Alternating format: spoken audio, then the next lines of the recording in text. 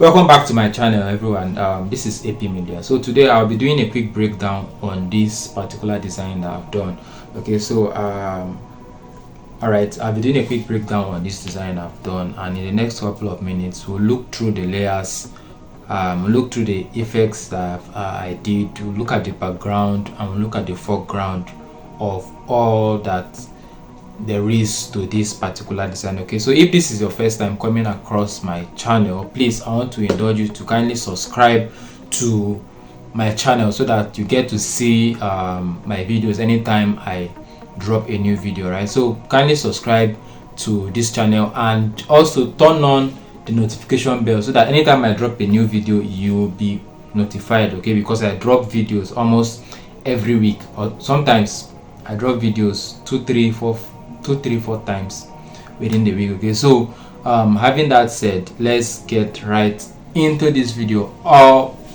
Okay, let's get into the video. And during the course of the video, if you don't get to understand any part, also if you have any question or any specific thing you'd like me to explain, you can drop it in the comment section. I will be glad to answer your questions. All right, so let's get right in. Now this is the design we have here. Okay, this is the design that we have here.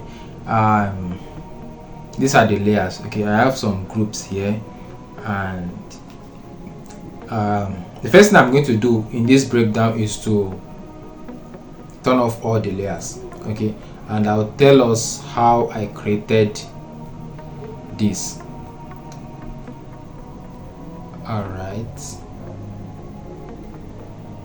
Yeah, so the first thing I did was to create a new document. So I just did Ctrl+N now, and I've always said this, I have this size. Okay, this is the standard Instagram size, 1080 by 1350. So from here I set my width to 1080 and the height to 1350. This is portrait Instagram size. Okay, and my resolution, normally for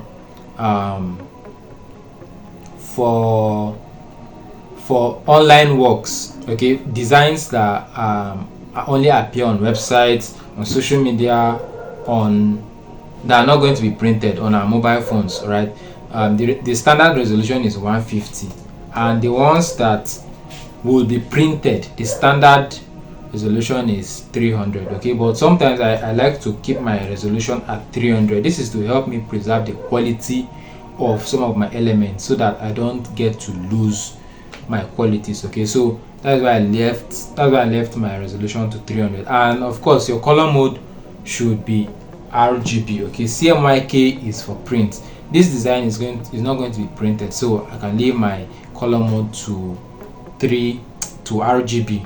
Okay, so we create. So when we create, we are going to have something like this. You can give yours a name, but for this one now, if you can see this part of the screen, I did not give this a name. Okay, so it's showing untitled, but after a while I'm going to save this and I'll give it a name. So let's go back to this particular one that we have here. So the initial background is plain white, right? And I created this. Now I created this grid. Okay, I created this grid. Let me show you how I created this grid. We have this grid like this. So the first thing I did was to use my pen tool.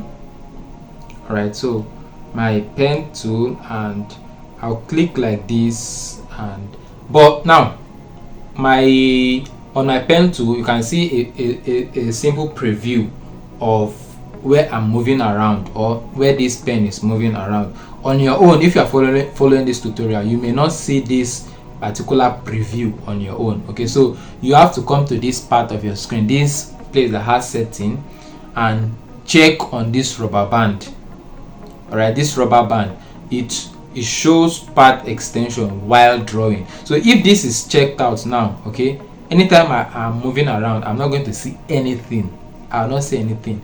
But if rubber band is turned on, if I just move like this, I'll see where I'm going to.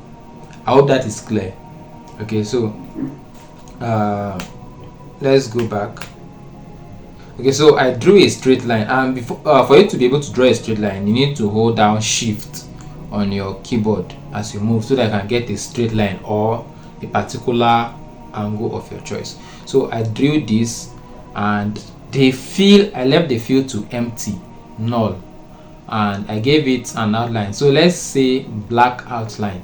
Okay, so we have something like this, but mine is dots, dots, dots, dots, dots. So let's go back to this and click on our shapes too. So when you click on this drop down, we have lines like this. We have this one. So let's select this one for instance, and let's click on more options. So from more options, you can set your dash and your gap. Okay, so I can increase my dash to, let's say, 6 and my gap to 12. Okay, I think 12 is too much. Let's say